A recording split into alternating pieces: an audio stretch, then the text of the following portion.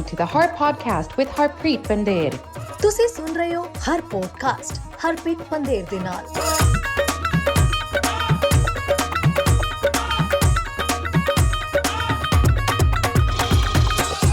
You're tuned into the Har Podcast. ਪਿਆਰ ਭਰੀ ਸਤਿਕਾਰ ਭਰੀ ਸਤਿ ਸ੍ਰੀ ਅਕਾਲ ਸਾਰਿਆਂ ਨੂੰ। ਮੇਰਾ ਨਾਮ ਹੈ ਦਾਸ ਹਰਪ੍ਰੀਤ ਸਿੰਘ ਪੰਦੇਰ। ਮੇਰੇ ਨਾਲ ਹੈ Jagraj Singh Lali. We got a good program for you today. We got our ਵੱਡਾ ਵੀਰ hailing out from Mission BC. He's a MMA legend. Punjabi ਭਰਾ ਸਾਡਾ Kultar Singh Mamba Gill. How are you, Kultar Singh? Thank you, everybody. Thank you for listening in and this podcast. Thank you, Harpreet, for bringing me here. Mr. Jagraj, thank you yourself too. I'm doing great. Just finished the gym, finished teaching class, and getting ready for a big event in about 10 to 12 days next Friday, September 29th. All right, so let's just get into that right away then. This is the 13th card that you've put on in the last little bit. Who's on the card and what's going down for this one? Yeah, card's good. So it's going to be great. It's a great number, lucky number. It's going to be a great event. It's a Langley Event Center. So we brought the big boys in. So first of all, we're doing the old school K1 tournament where 4 men enter and 1 guy leaves victorious out of the 4 guys, winning a total of $5,000 at the end. So that's going to be huge. And we got like Phil Ingram. He fought in our Surrey card as well, won by knockout. So he's a fan favorite. Then you got Ali from Iran, and he has over 70, 80 fights. We got a few guys from America coming down, like Mr. Kuchlong has like 12, 13 fights as well. So it's going to be a great card. And then we're bringing out the heavy hitter, Mr. Baneet Singh Bisla from Bisla Martial Arts of Surrey. He was the first Punjabi fighter to fight at Madison Square Garden just about a couple of months ago. So we'll be headlining the card as an 8-round boxing from a guy from Mexico City. I forgot the guy's name. I think it's Brian something. Can't really say his last name. I don't know. And then we have Mr. Jag Buller, right, from Buller Wrestling Club, legendary wrestlers. His brother Arjit Buller went to UFC. Now he's 1FC. So he's defending his Mamba title. We have guys like Aso, who's a national wrestling champion, Amir, another Iranian guy, half owner of Lions MMA Vancouver, Austin Batra. And the beauty is going to be Sonia Blade versus Ashley Watkins. These girls have a chip on their shoulders. They don't like each other. They fought each other November 4th in Aria Banquet Hall, where Sonia was a victor in a kickboxing match. So this time they're doing an MMA match. So ground and pound. It's continuously going nonstop. Arjun Buller is fighting a guy named Brian Crow, 6'5", all-star athlete. It's going to be a crazy show. How many girls are fighting on this card? This time we're going to have 1 girl fight, and it's action-packed fight, Sonia versus Ashley. Right, okay. Then we got Harpreet Niger, one of the national champions here from Abislas 2. He's turning pro. That's going to be just great. But then the best is our YouTuber, Mr. Only Rands, Converser Randawa. He's hilarious. So he just wants to fight and just try his best, but that's a funny fight. Okay, tell me about this guy. I've seen him on social media. He's got a podcast. So how did this come about? How is he training strictly just for this fight? And how did you find a opponent for him? Yeah, so Only Rands. So basically, our fight night, we was giving a platform for fighters to grow to get to bigger shows. We want to be a small regional show to give a platform. So if anybody wants to test their skills and just want to do something in life, so we gave him a platform. So Only Rands, he was my fan when I was fighting in India. So I met him, but I actually was his fan as well because I like watching his video. I think his videos are hilarious. So when I launched the Langley Event Center fight, he called me right away. He goes, I want to fight. He goes, this is my bucket list. I want to fight. Like, no problem. So we got a guy named Rizwan. He's 210 pounds, too strong guy. So they'll be going at it. And these fights are all sanctioned by the BC Athletic Commission, a government body. So all fights have to be fair and equal. So Rizwan, like a 0-2, right, to MMA record. Nice one kickboxing. And Only Rands is a 0-0. So it's pretty fair fight. And hopefully it's very entertaining for the crowd. So have you been training or Only Rands? No, I haven't been training. I haven't been training with anybody right now. Just been busy with our fight cards and our other businesses. But Only Rands has been training under Baneet Bisla into Bisla in Surrey. Okay. And then Rizwan is training under Austin Batra with Bats Fitness. All right. So I guess Do you have anyone that I guess you've trained Austin in the past and you've trained others, but nobody that you're currently training that's on the card? Yeah, no, no, they come from our gym too. Like our Joe's from our gym. He's a national wrestling champion. He's gonna be great. Um, Ashley, she's from our gym. It just this year, it just committed two fight cards in back to back. One in Kamloops about 7 weeks ago, and one now. I just trying to promote the show as much as I can, and I don't have much time to train my guys. But we do have a pedigree of coaches. I'm a MMA with Jeff, who fought in like Thailand. He does our kickboxing boxing program. Ashley teaches. And he have Devlin, a brown belt jiu-jitsu guy. He comes in. Then we have Bryce Grosjean. Bryce is like a 10 pro fights and one of the best fighters in Canada. So we have a good, strong coaching staff at our gym. All right. And how are ticket sales going for this event? Yeah, tickets are good. They're a little bit slow this year. Just we got hit by a long weekend, September 29th. And I didn't realize a lot of people like getting married end of September. So I got three of my personal close friends that are all getting married on September 29th. So reception party September 29th. So a Mamba Hockey League, we have a hockey team as well. So one of their captains getting married. And a couple of buddies in Abbotsford, they're getting married the same day. And one of my buddies from Mission, they're getting married. So it's going to be a little bit slow. Ticket sales are about, I don't know, 1,300 people right now. And Okay. I'm looking to probably 2,000 to 2,400 people for this show. So that's a good solid number. And plus, it's a long weekend. First Truth and Reconciliation Day for our indigenous friends and brothers. So that they go ahead strong with that. But we did invite like a couple of chiefs local here, and like Henry, and so he will be doing a ceremony before the fights as well. Oh, that's awesome. That's great to hear. So where can people get these tickets from? Yeah, you could get them at the Langley Event Center. Just go to grab them or showpass.com. You grab them there, or you could just give me a shout and I could direct you. And if you need some tables or something, because we have like 100 tables that we do on the floor, 8 seats, and then we bring dinner out too. It's like a Las Vegas type of show. So music is playing, food's coming to your tables, drinks are coming to your tables, right? And people are watching. There's a lot of business networking. So we get about 100 business sponsors usually we get, and then we get general stands tickets, and it's all ages event as well. So it's not 19 and up, it's all ages, and a lot of businesses support us. No, I definitely urge everybody who's listening to go check it out if they're free that weekend. I had the privilege to watch your last fight. That was in 2019, Kultar. That was your you said it after in a post-fight interview too, that's it. That's my last fight. And I think one of the reasons you did that was so your kids would watch it. Is that right? Tell me about that Yeah, last fight. yeah. So I've been fighting since I was 12 years old. I'm 44 now. So like I started like a small show here in Abbotsford, and then made it big. Like had a UFC contract, which I didn't take. But I fought in K1 in Japan instead. Fought in Hollywood, right? Fought in Russia. Fought for Vladimir Putin guy. So I had a great career. So when you launched this fight night, it was for our students that wanted to showcase ability from their families. But then it was my 40th birthday party, and then my kids at that time were like 5 and 11, and they never see me fight live. And a lot of people around me, my students or my friends, I haven't fought in Abbotsford since I was 16 years old. When I was 40, so that's like 24 years. Nobody saw my family to see me fight live. So I came out of retirement, and also with my 40th birthday party, invited all my friends. About 4,000 people showed up, and yeah, so I fought Vladimir Putin's guy. His name was Anthony Ruiz, and luckily I did win the first round. But the fight was not for me to win or lose. At that, of course, I wanted to win, but that wasn't the deal. The whole thing was I wanted to watch my son to watch me fight. I wanted my daughter to watch me fight, and I wanted all the community members that to respect us and care about us to watch, and hopefully one day they can send their kids like this too. Maybe, they could put her at gym, they could fight, and then they could be a role model for community. Definitely. And you were one of those role models, my big bro.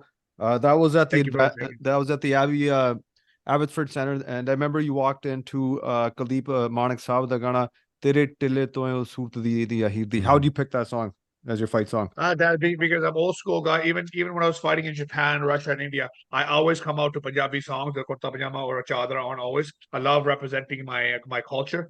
Right, I've always been like that. Even high school, I wouldn't wear. I'd wear kurta pajama to school. Like wouldn't even be a special day. I like rapping my culture all the time. And what a beautiful song! It's an iconic song. Everybody knows it. It's old school song, and yeah, so that's why we came through it. So, just talking about your event that's upcoming here, for those that can't make it there, will there be a way for them to watch the event online? Yes, of course. Yeah, so we're going to be streaming it live from fight.tv, FITE.tv. It's a streaming website.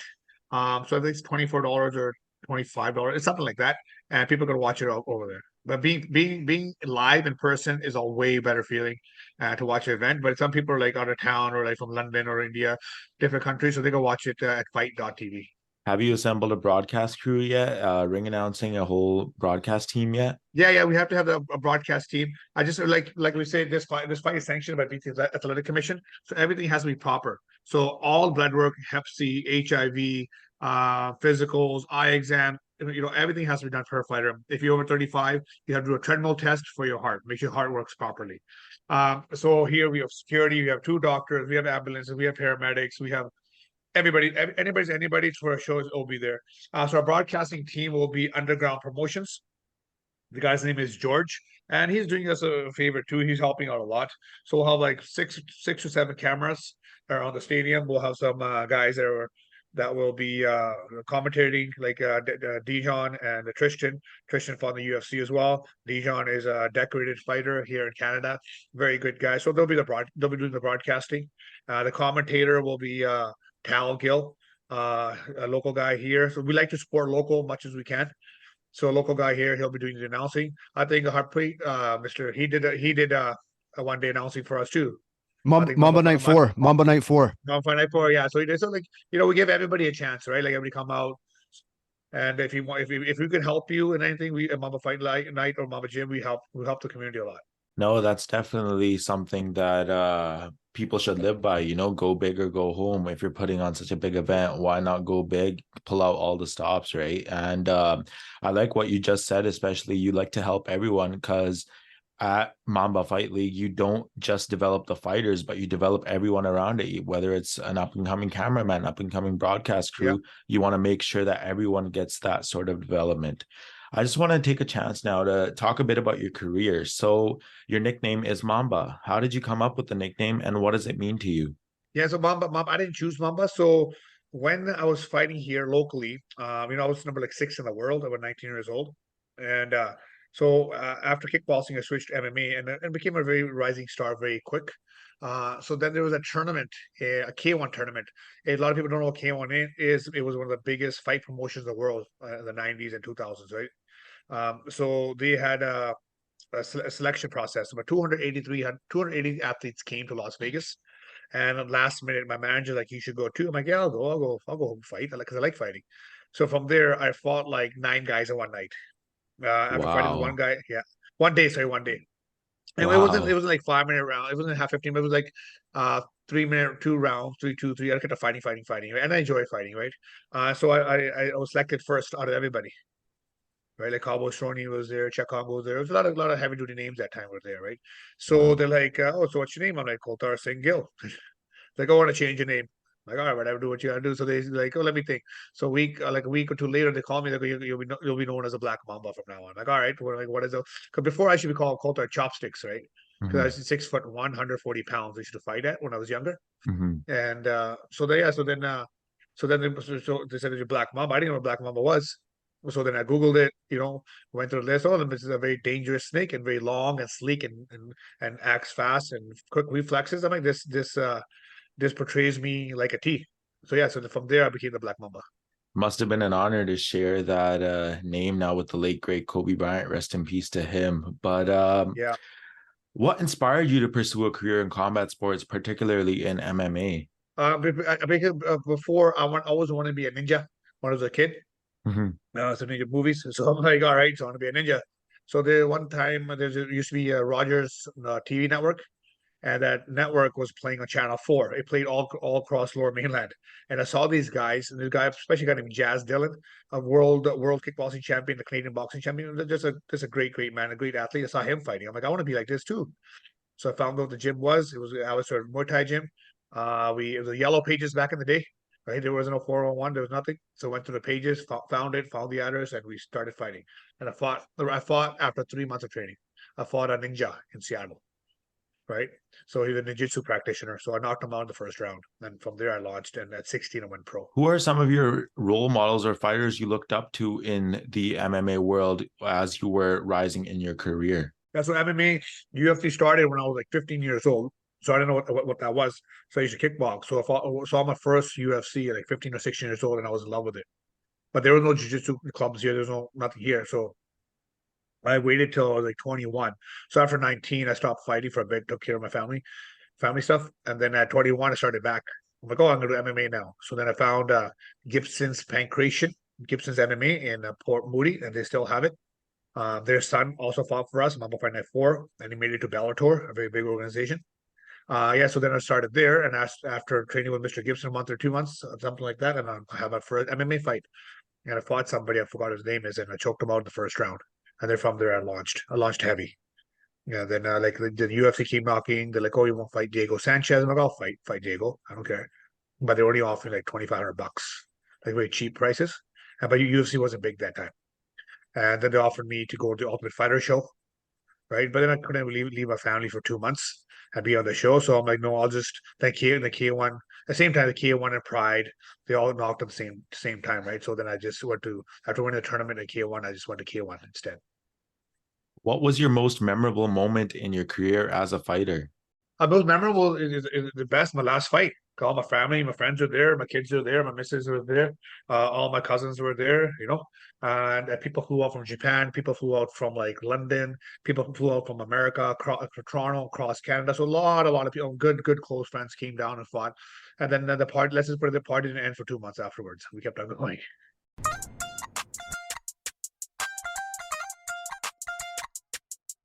ਤੁਸੀਂ ਸੁਣ ਰਹੇ ਹੋ ਹਰ podcast Harpreet Pandher ਦੇ ਨਾਲ।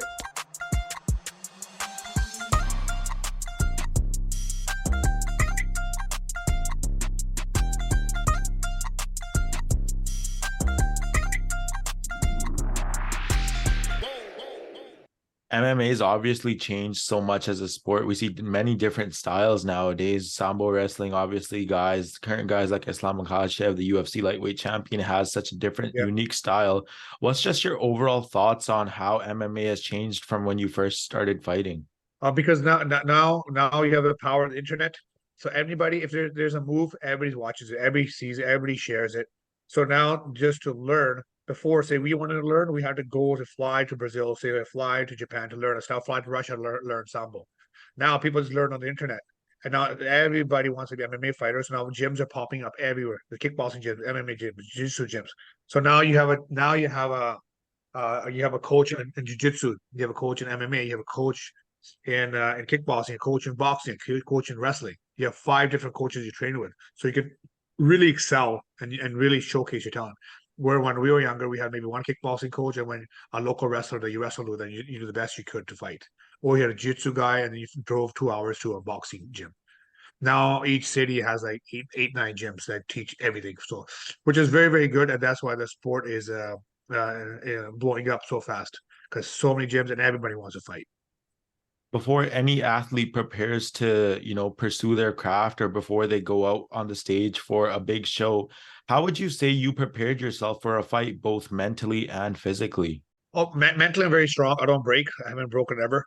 But what I usually did, I did a lot of muscular endurance, a lot of climbing rope, like say straight Punjabi style wrestling, a lot of climbing rope, a lot of running hills, a lot of sprints. Right, didn't jog too much, but a lot of like meat and potatoes type of training, like a lot of deadlift, I didn't squat much, a lot of deadlifts, a lot of chin ups, a lot of push ups. And plus the rest of the training too. I thought because if you, no matter how good a fighter you are, if you have no conditioning, second, third, fourth round, you will lose to an amateur. And outside of fighting, what hobbies or interests do you have now that you're passionate about? Oh yeah, I got a lot of work, so I try to spend a lot of time with my kids. I started my own security company, Mamba Security. Also, I work in the prison, have that gym and my construction company. So that always keeps me very, very busy. Now the fight promotion keeps me very busy. But I do enjoy the outdoors, especially summer. We're trying to hit a lake every week. Try to go cliff jumping, or like, so we'll pick a lake on Google it near us, like within 100 kilometers. So me and my son kind of do a lot of that. The winter time comes around, we like to do a lot of ATVs and going to farms and just chilling. I wanted to touch a bit on your fight before the Ruiz fight. You fought at Super Fight League 4 in October 2012, where you defeated Waman by TKO in the first round. What happened Yes, after that fight? What caused your hiatus of 7 years? Oh, because the thing is, like, why I retired after the fight? Mhm. Oh yeah, I was 33 years old. Had to start focusing on like the fight game, any sports. You don't make that much money. It's just what you want to do is you're passionate about. So then it was time, like time to hang up the gloves and start running a business and try to make ends meet for your family. So as any fighter, if you stay in the sport for so long, yeah, that's great. You're making like a 100,000 here or whatever. But if you don't have a foundation or a backup plan, you wither away really fast. So I've seen a lot of these fighters around me, even when I was 12, 13 years old, 20-year-old world champions, 25-year-olds. By the time they're 30, 35, they were broke, they were divorced, and just living in a basement suite somewhere. And so I'm like, okay, my career is done. Because I know I could always make money, always do business at 50, 60, 70 years old, but I can never be a world champion at that age, right? So I'm like, at the first little bit of my life, I'm gonna give it my all and become the best, and then I'll start my career. And so that's how my security company, my construction company, and a couple other things I do on the side. Combat sports is slowly becoming more and more popular. We see in Surrey schools now they have kabaddi as an official sport where they are making That's kabaddi great. teams in high schools as well. And besides that fact, we also have guys in MMA like Gurdarshan Singh Mangat or Arjun Pullar.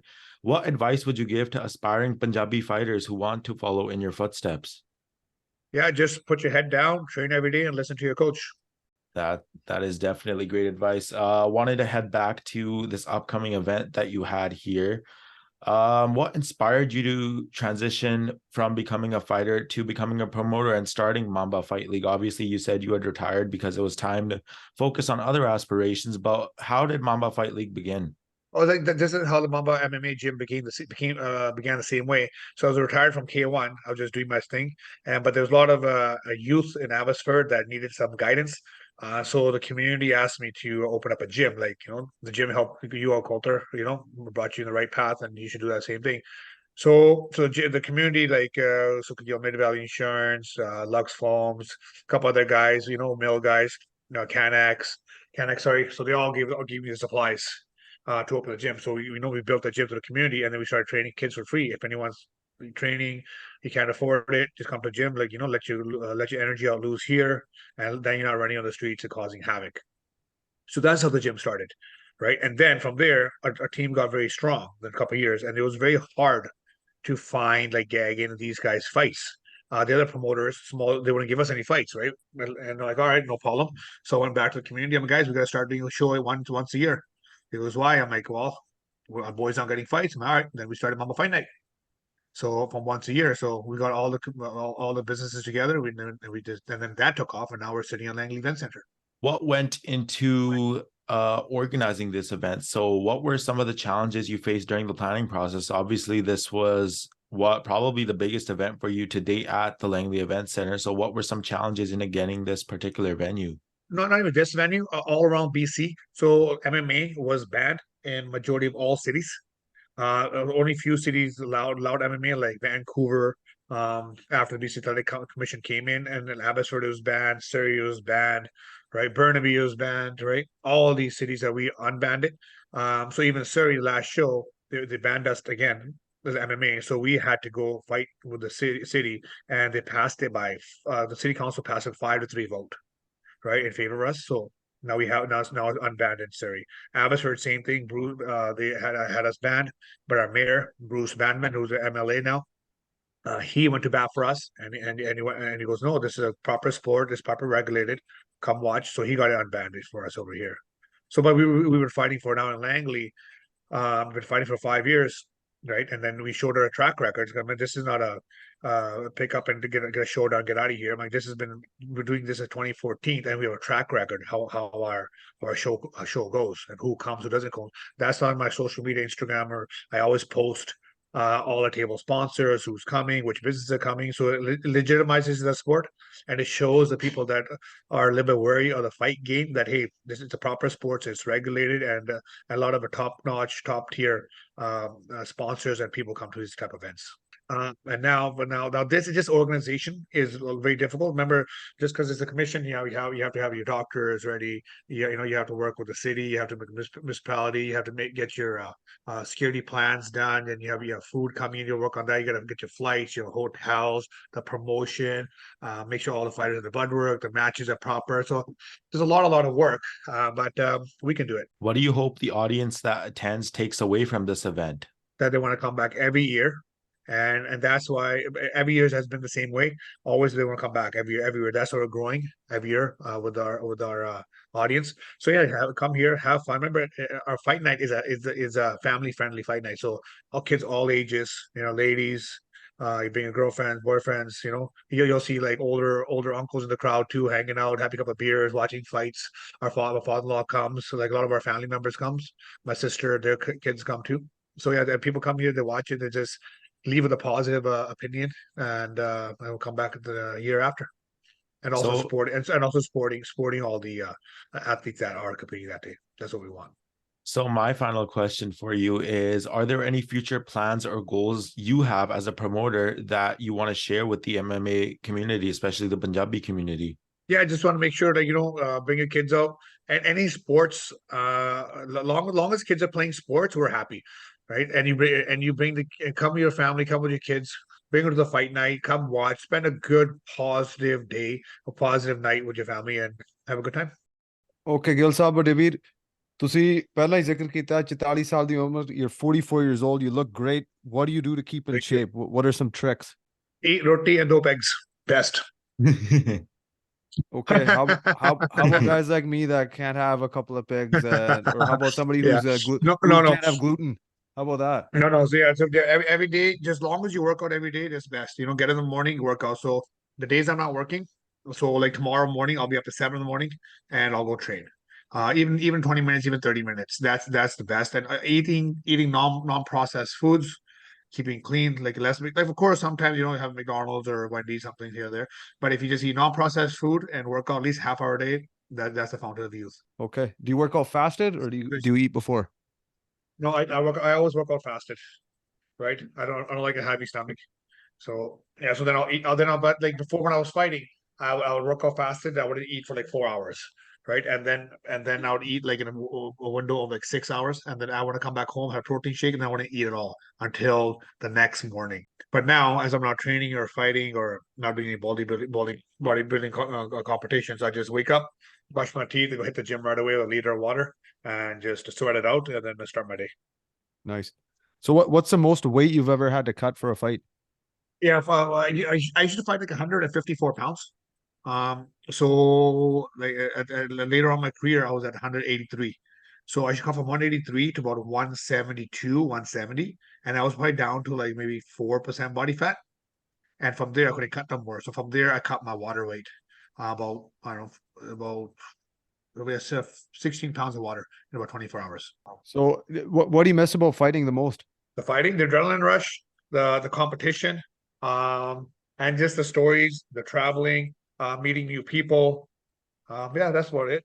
So basically, just miss the competition. Competing is good, and you had goals, you fought, right? Trained, persevere. You had a lot of ups and downs. Some days you weren't doing too good, you were down all the time. Some days a great day, you were up. It was emotional and roller coaster. But then all the fight was done. We were like good, shook hands, and it was great. What's one thing you wish you could have accomplished in your career that didn't happen? I wish I accomplished everything because I had the opportunity to do everything. If the Ultimate Fighter show had let me come home and not just stay there for 2 months, I probably would have done that. But being stuck in a house on video over 2 months with all crazies, it probably would not turned out well for them. Yeah, because I've been there, because I was in the army for a bit in Canadian Armed Forces, and I was stuck in Shiloh, in the Winnipeg, I call him Brandon, a city called Shiloh. So I was stuck there for 3.5 months in barracks, and it was, let's just say, it was quite interesting. I'm happy there were no cameras there. Kultar, why don't you talk about some of the success stories about guys or girls that have gone through your academy? You don't have to mention names, but just some of these stories about somebody maybe coming off the street or getting away from the gang life. Yeah, so the gang life, there's a lot of small. These kids are good kids. They just need direction. So we have a particular kid. He was involved in dime bagging, selling so like marijuana and a little bit of Schedule A offense drugs. Then the fighting really helped him. Training every day, he channeled all his energy to fighting and training. He didn't become a really big fighter, but he did have like 5-0 win streak, and now he's a general practitioner. He's a doctor now. So Wow. which is one thing that's great. The other guys have become like officers. They become like a few guys became like even nurses. Some guys like correctional officers. Some of them open up their businesses. And some are now realtors now, right? And then now even to this day, even like a lot of that's why Mamba Fight Night sells out all the time like the VIPs because we help so many people in the community and people know this. Right? It's not like we started helping people a year ago. I've been helping people since I was 12 years old. So like because we didn't have any money, majority of Punjabi people about 3 decades ago didn't really have much money. So I couldn't really afford $35 a month membership at the Songlet Sing Tong's gym, a kickboxing gym. So I should teach classes for him. So another kid will come. He didn't have money either. So I'm like, okay, I'll teach another class. So sometimes I was teaching 4 or 5 classes a day, just so people could train, right? And that wasn't really expecting anything from them. But now those guys I used to help as a kid because it's just my nature, and now they're business, so they're trucking. So now sometimes you'll see there'll be a couple tables empty at the fight night, but those tables are bought. They just don't have time to come, but they still support us. So yeah, so that's the episode. Even right now, even now, if kids come to a gym and he goes, "Oh, I don't have much money," so we figure out a way how to help him out. And there's few things I ask them. I mean, make sure your attendance is good at school. I don't really care about your grades because not everybody's A plus student. So your attendance is good. You listen to your parents will help you train you, and because everybody needs a little bit of help sometimes. A little bit of help goes a long, long way. For sure. So speaking of parents, why do you tell the parent to, like, let's say a kid wants to join up and they want to, get trained by a Mamba, and they want to go to MMA, but the parents are like, nee, nee, ਇੱਥੇ ਸੱਟ ਲੱਗ ਜੂ ਪੁੱਤ ਆ ਨਹੀਂ ਕਰਨਾ ਤੈਨੂੰ soccer ਚ ਪਾ ਦਿੰਦੇ ਆ, or whatever other sport, but they really want to be in MMA. What do you tell those parents? Well, tell the parent this is what the kid wants, right? Yeah, let them have it. If you don't if you keep kids on a leash one day, they're just gonna rebel on you. And then they're gonna have the gang lives and start then they start resenting you when you're 20, 25. Oh, mom, you didn't let me do this, your dad, you didn't let me do that. So they start resenting you. So if the kid wants to do it, let him do it. Let him figure it out himself. So if he Yeah, likes it, it's good. If he doesn't like it, it's all good. At least you give him the door, open the door for him to do whatever he wants. So that's what I tell them. So then they understand. I'm like, look, there's a proper show. It's a proper sorry, it's a proper sport, right? You have referees there, you have judges there, you have doctors there, and it's highly regulated as well. And a child cannot fight MMA until he's 19, as per legislation, the BC Athletic Commission. A person cannot fight kickboxing, a real fight, underneath the BC Athletic Commission unless if he's under the age of 18. So everything is done properly. So you show them once they come once or twice and they see the kids are trained well, then they usually let them go. okay. Anyone listening who wants to join up, how can they reach you? Yeah, I can just you go to our website, www.mambamma.com, or just give me a call myself. Like my cell number is 778-552-4411. Like 778-552-4411. And I'll pick up the phone and we let's start your journey. Let's see where it leads to. And this guy picks up the phone. I'm telling you, when I call, he picks up. He's not Yeah, one of like those we're guys not, that we're not sends it those straight people. to the voicemail. No, I'll pick up call back because if somebody makes a valid reason to call you, pick up the guy's phone, like whatever. Right? It's not like we're superstars. They're not gonna pick up anybody's phone. I pick up everybody's phone, and it's good, and then people respect you for that. Yeah, and you are well respected, and you're a very outgoing guy, and always showed us love, and I appreciate that. Anything you want to say before we go? You got the fight, big card set up, Langley Event Center on the 29th September on Friday. Yeah, it's gonna be a great show, guys. Just come support if you can make it. Thank you. If you can't make it, still support. Give us a bunch of likes and keep everything positive. Awesome. Thanks for doing this, Kultar. We'll speak to you soon, brother. We'll see you on the 29th. All right, guys. Thank you. Now back All to right, work. thank you. I gotta start getting flights booked for all those guys that are coming out of town. So I'll work on that now. Thank you, brother. Talk Okay, to you thank soon. you. Okay. Thanks, bud. That was a good chat that we had with Kultar Singh Mamba Gill, the Black Mamba, they call him, a legend in MMA, especially amongst the Punjabis, because there wasn't too many back then. He said it earlier that Jazz Dillon was his inspiration, and that's how he got in. And he's Kultar's got a big following, and he's helped out a lot of kids, so he's doing great stuff. And we hope you guys all go check out the fight night, which is the 29th September on Friday. So are you gonna go check it out or what, Jagraj? I wish I could, honestly. Like this is something that's really big. It's big for the Punjabi community, big for the MMA community as well. Obviously, we had the UFC 289 back at Rogers Arena on June 10th, and that was huge for the Vancouver community. Sangata puriyan par par ke pahunchiyan si.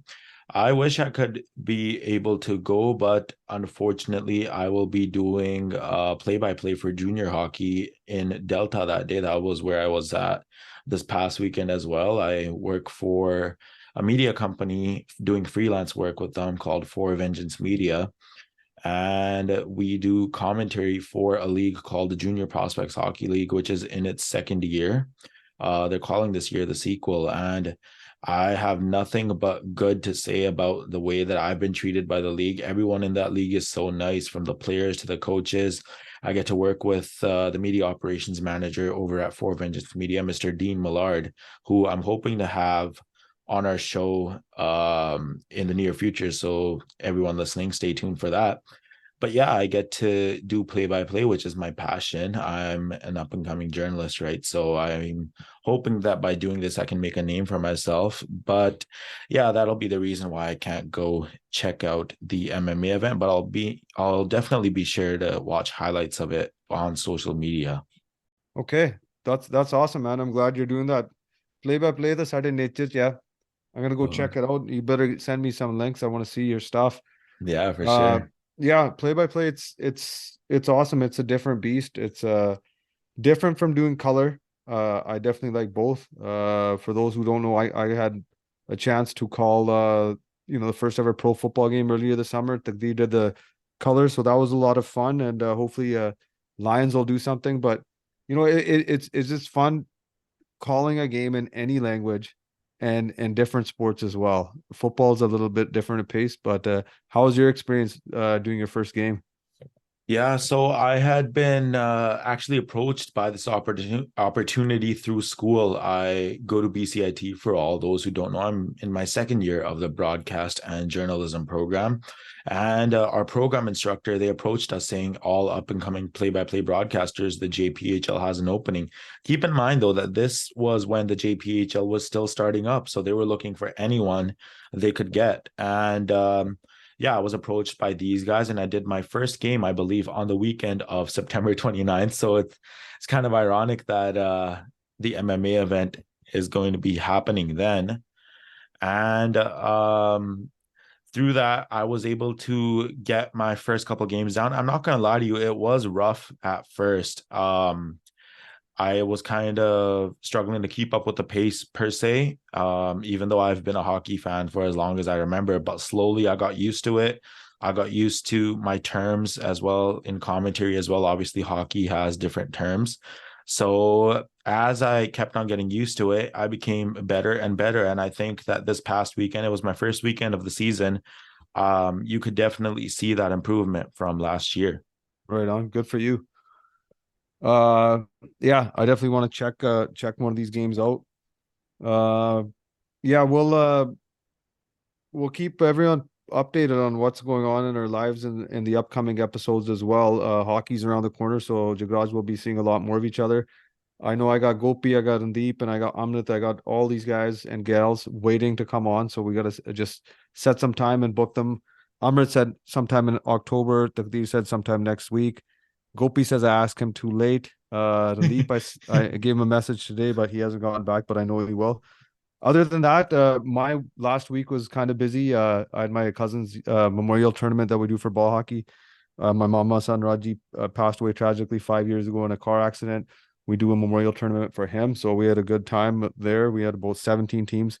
We put it together in about 2.5 weeks. We hadn't done it for 2 years because of COVID and whatnot. So we're back up and running. So we'll be doing that every Labor Day weekend, or the weekend after. This weekend was after Labor Day, but it worked out well. This past week, well, that very Sunday, the day of the tournament, the last day, we found out some terrible news. a real good dear friend, family friend, Kuljit Kayla. She's her sister. She passed away with a long battle of brain cancer. So God rest her soul. She was a lot of help to me. Getting into media, even starting this podcast. She did some of the voiceovers and stuff. She helped us get a sponsor as well. So just my condolences and my love goes out to their family. And we're gonna just end our podcast episode with an advertisement that she did for us. So rest in peace, Kuljit.